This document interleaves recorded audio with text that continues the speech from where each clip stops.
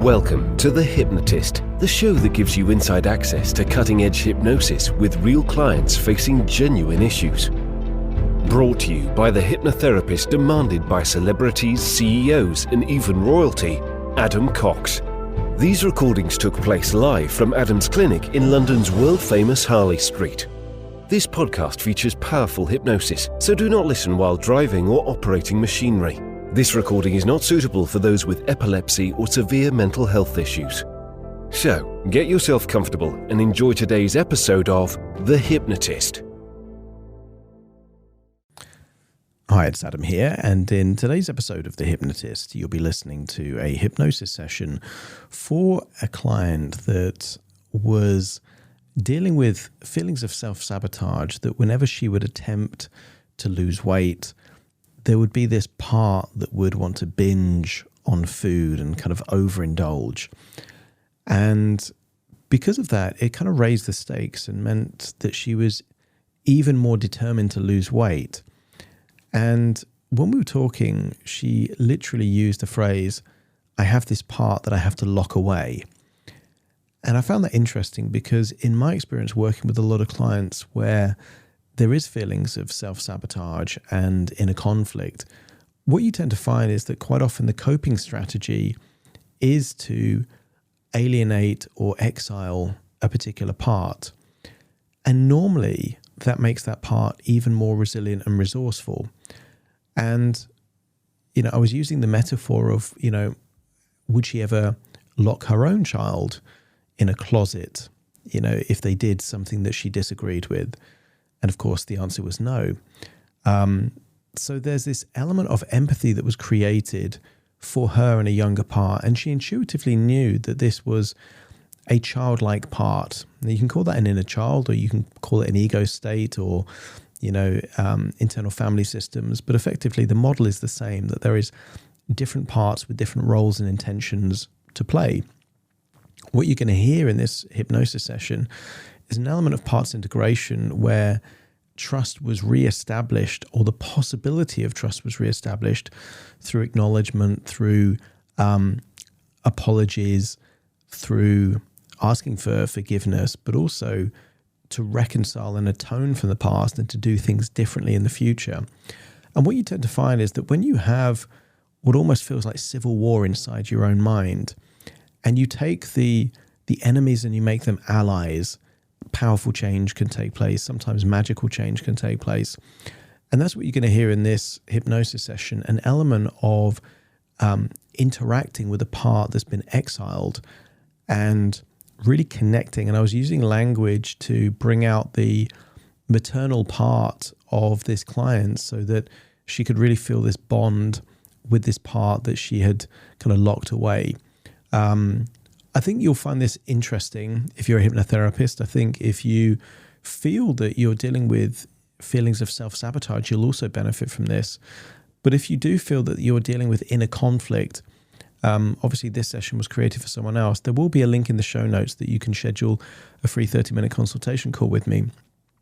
But you might find that this is useful for you to figure out what needs to be changed or amended within your own mind yourself. It's just easier if you have an external party facilitating that, particularly if there's a breakdown in trust. And there was in this case, the part that was metaphorically locked away didn't trust the agenda of the person that had locked them away, which is, reasonable, because why would a prisoner trust their captors, if that makes sense? So sometimes a third party is really beneficial to help reconcile and facilitate an element of healing, but also a better collaborative working relationship going forward. So find a quiet place where you won't be disturbed, relax, and enjoy the session.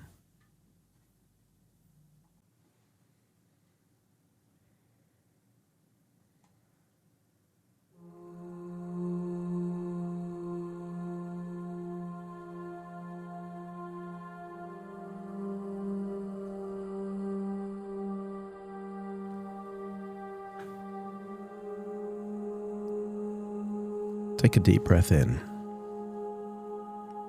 As you breathe in a resourceful feeling of relaxation. And as you exhale, Allow your body to access a feeling of calm and tranquility as tension leaves your body in your outward breath, enabling you to go deeper and deeper relaxed. I want you to decide, when I say the word flow, what color best represents that feeling. And I want you to imagine that as you breathe in through your nose, you're breathing a vibrant version of that color that represents flow. Feel it going in through your nose, into your lungs, being distributed to every cell in your body.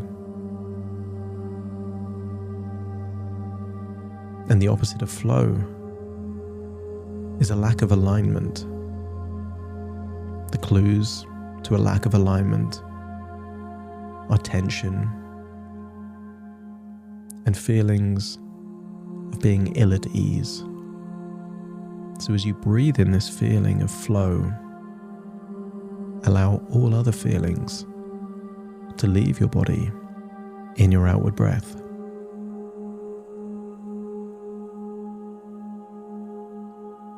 That's it. Deeper and deeper relaxed.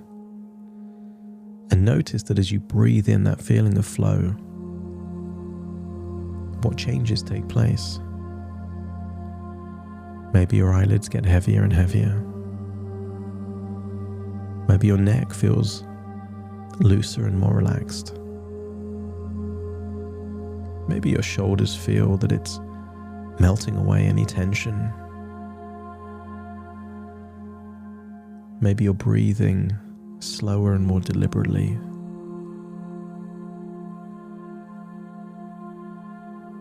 And as you breathe, it requires less effort, almost like it's happening all by itself.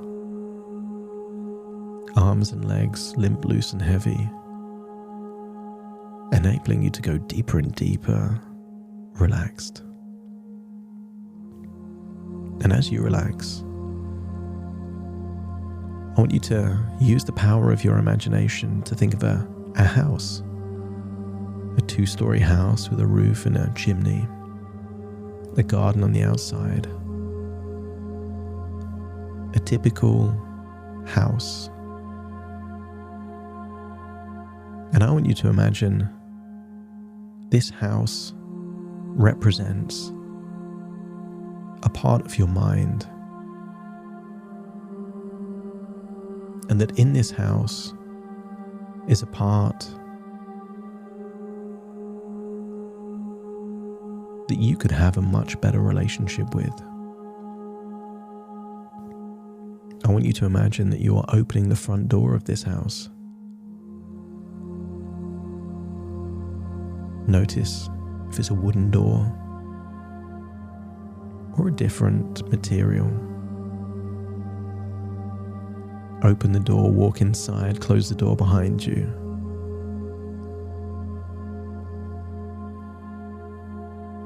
And somewhere in this house is a closet that is locked. And I want you to notice around your neck is a key on a chain that unlocks that closet.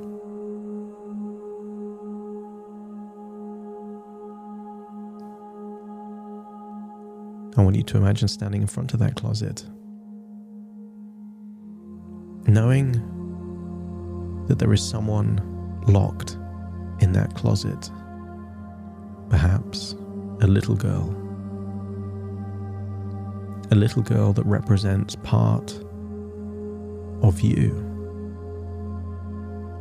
And you can call that your inner child, or you can call that an ego state, a part of your subconscious. And I want you to accept that that little girl in that locked closet can hear you before you even open the door. And I want you to imagine telling that little girl that you're going to unlock the closet and let her out. That you've been doing some thinking, and that how you've handled this situation with her has not been the right way. And just let her know that. And then imagine unlocking the closet and opening the door. And perhaps you can see her, and if you can see her in the closet, let me know by nodding your head.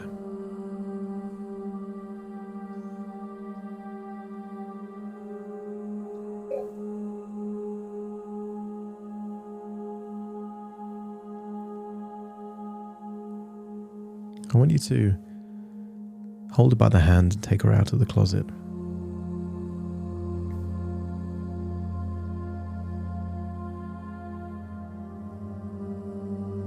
And I want you to ask her where she would like to go, anywhere in the house at all, for a conversation. It might be the sofas, a dining room table or chair, or outside in the garden. She gets to choose.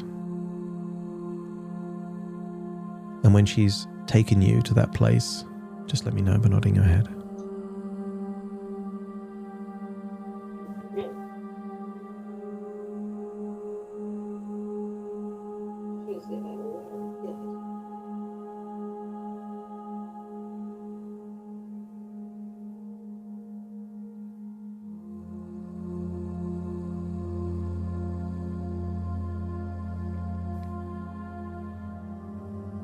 That's it, make yourself comfortable. Breathe in and breathe out.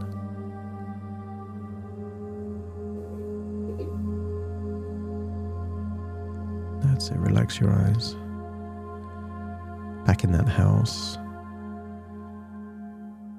And when she's taken you to that place, let me know by nodding your head. That's it. And I want you to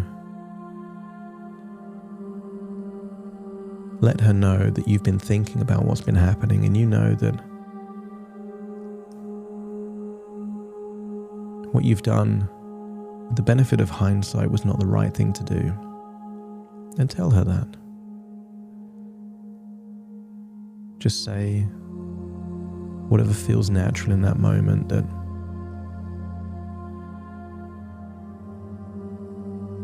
what you did wasn't right. And just notice her expression. And she might still be nervous, distrustful perhaps. But I want you to articulate what your intention was. That your intention wasn't to punish. Your intention wasn't to cause harm. Your intention was to avoid something that was causing you great distress. But that it wasn't right.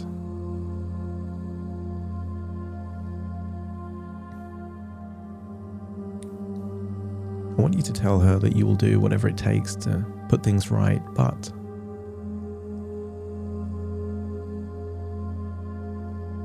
you want to know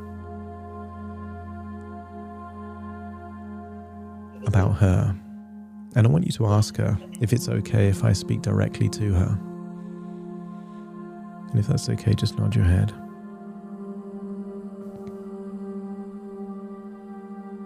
Just temporarily, I want you to shift perspective so you feel like you're in the body of this little girl, feeling how you would feel if you were locked in a closet for a long period of time.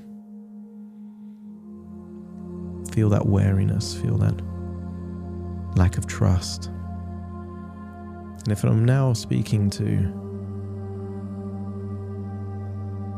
that part of you, let me know by nodding your head. I would like to thank you for even being willing to entertain this conversation, because I know how hard it would be to have gone through that rejection, the lack of acknowledgement, the exclusion. So thank you. And I believe that all along, you've not been trying to be a troublemaker. I think you've been trying to help. I think you have needs that weren't being met. And I think you could be an incredible help, but only if we find out what it is that you really want. And if you're ready to share what you really want, just let me know by nodding your head. And you can tell me now, that's completely fine.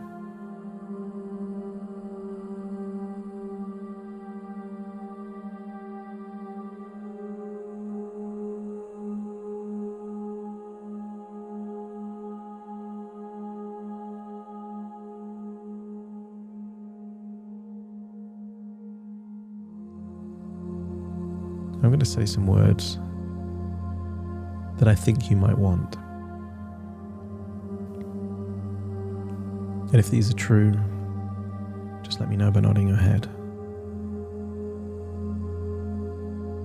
Is it true that you want love? Is it true that you want understanding? I just want love. I just want to be.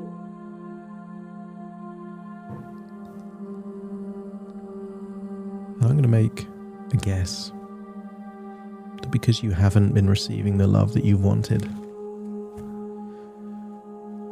that whenever you can, you've been trying to get a substitute to that love.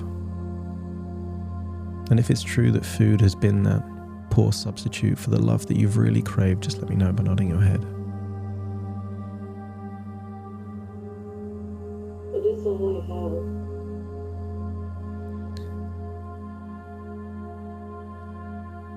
I want to ask you one more question.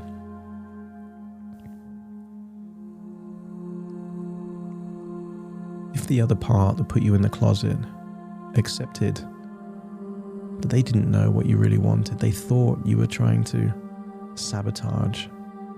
But if that part that's been misreading the situation acknowledges that knowing what they now know, they did the wrong thing, and that they could give you the love that you've always wanted, and in return they want some help from you, would you accept that apology, and would you be willing to receive the love from them? Okay, I want you to switch perspectives back to the other version of you.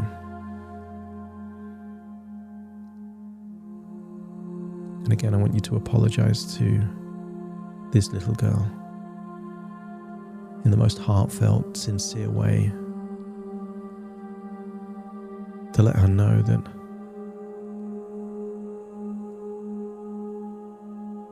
you haven't been the person you could have been for her, that you've been cruel,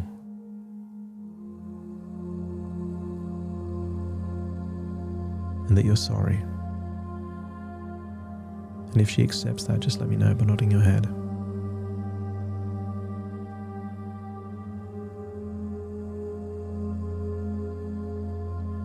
And I want you to tell her that you will do whatever it takes to include her and not exclude her. That you will make her part of what you want. And I want you to imagine somewhere nearby is a big screen, and that screen is the future that you want. A future where you're healthy and happy, you have the body shape that you want.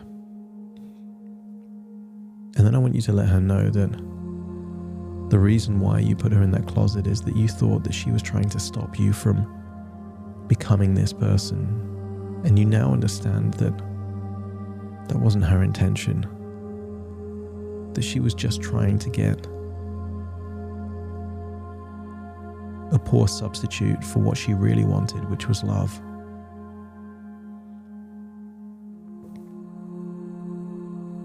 I want you to open your arms and offer to give her a hug,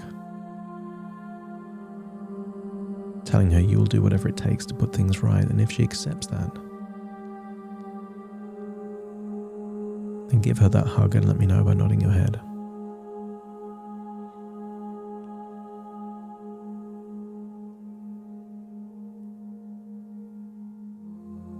That's it. Hold her tight. Tell her you're sorry.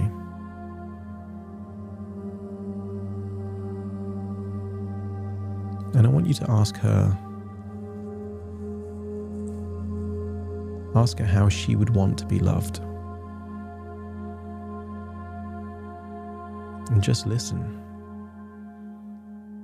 She knows exactly the love that she wants and how she wants to be loved. And just listen to what she needs.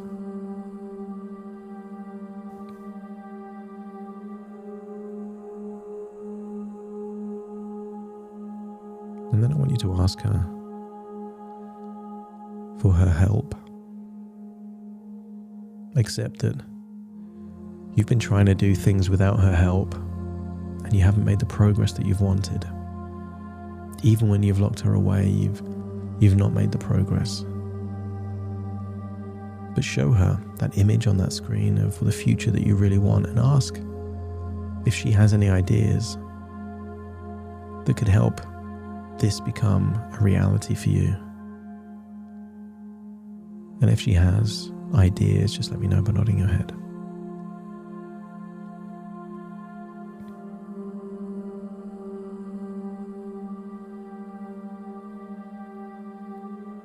I want you to suggest what you think could be an idea.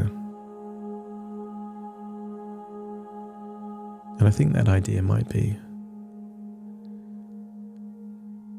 that she helps you access a time in your life when you enjoyed food, but you were willing to eat when you're hungry and to stop eating before you hit that full feeling.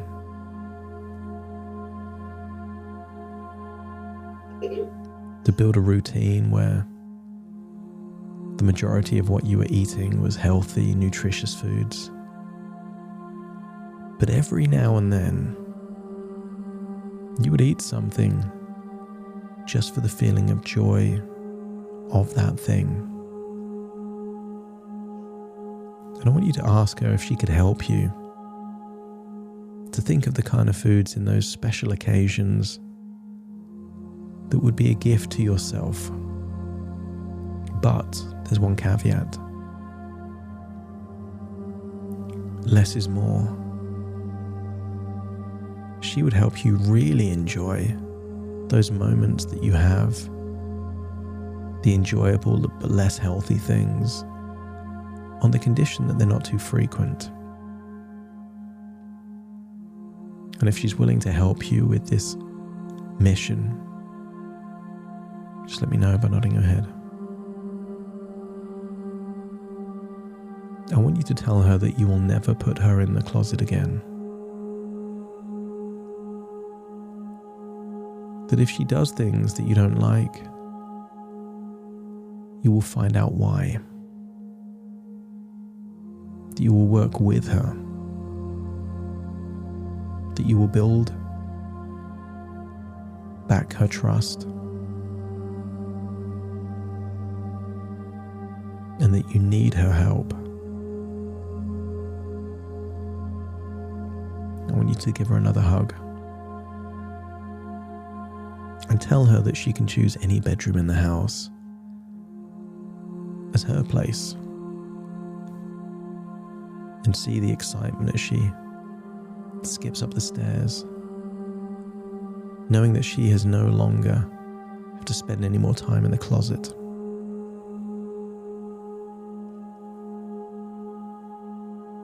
I want you to see her in that room and tell her that she can fill it with all the things that she wants. Maybe teddy bears and toys, dolls and playthings. But tell her what's more important than all these things is that you love her and you'll spend time with her. Because she is a part of you. And as you heal the relationship with her, you heal the relationship with yourself. And in the same way that this little girl was trying to get love from food, as you heal that relationship with her, your desire to get gratification and pleasure from food will also decrease.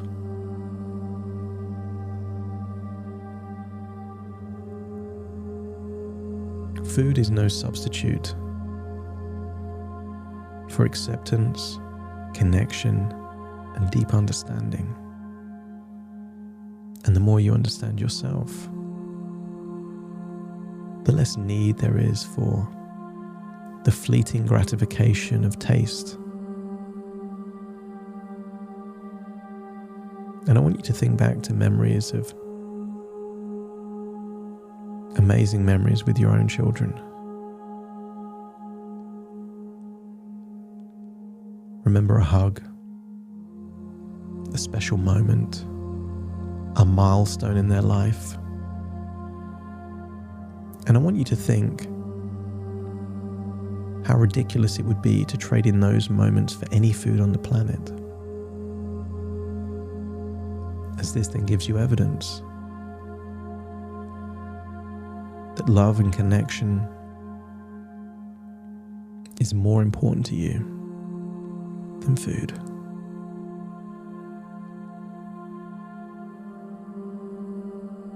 This little girl in the closet has a gift for you, and it's a resource that you need. You've given her an apology and love, but she has something that you need. And maybe it's advice, or maybe it's a resource, and maybe it's something else. But I want you to allow her to give it to you and for you to receive it. Place it to your chest, absorb whatever this valuable thing is that she's giving to you, knowing that it will help you to be more in alignment with your choices, access a state of flow, but also to make much better choices unconsciously in the future. Look how happy she is in this bedroom, surrounded by all the things that she likes. Tell her that whenever she needs you will be there. Give her a hug again. And to ask her to judge you not on your words, but your actions.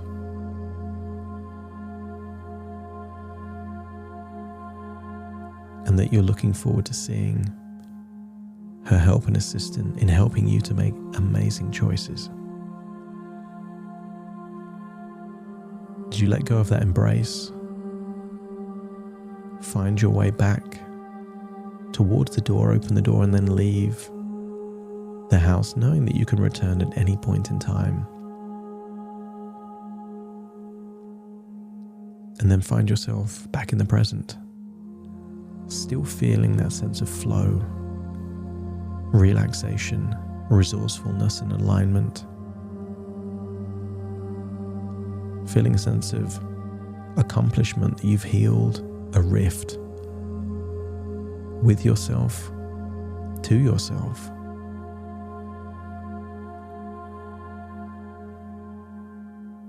But this is a delicate relationship.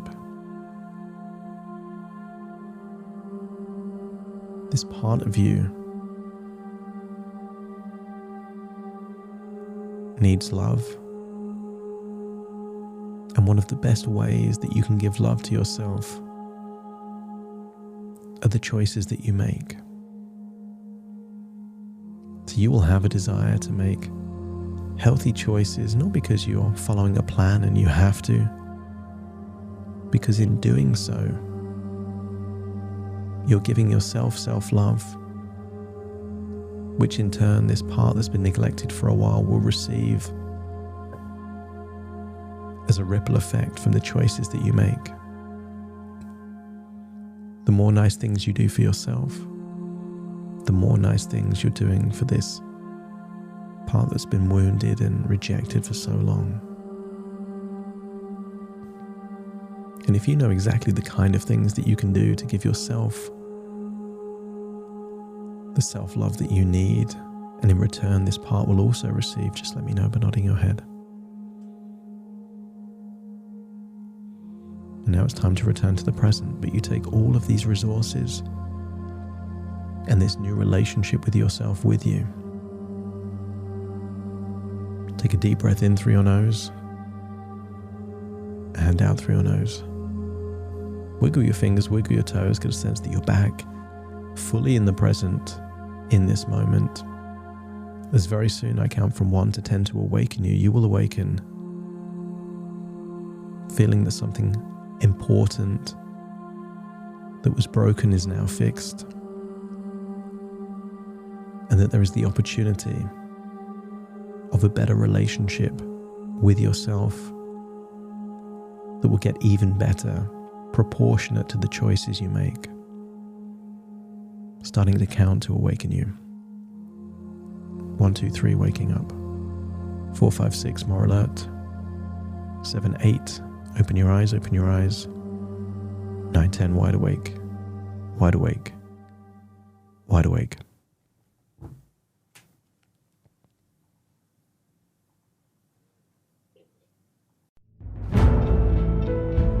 Thank you for listening to The Hypnotist with Adam Cox, the show that gives you inside access to cutting-edge hypnosis with real clients facing genuine issues.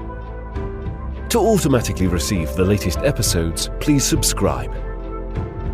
If you'd like to support the show, please share this episode with just one friend you think it could help. And if this episode helped you, please leave us a 5-star review.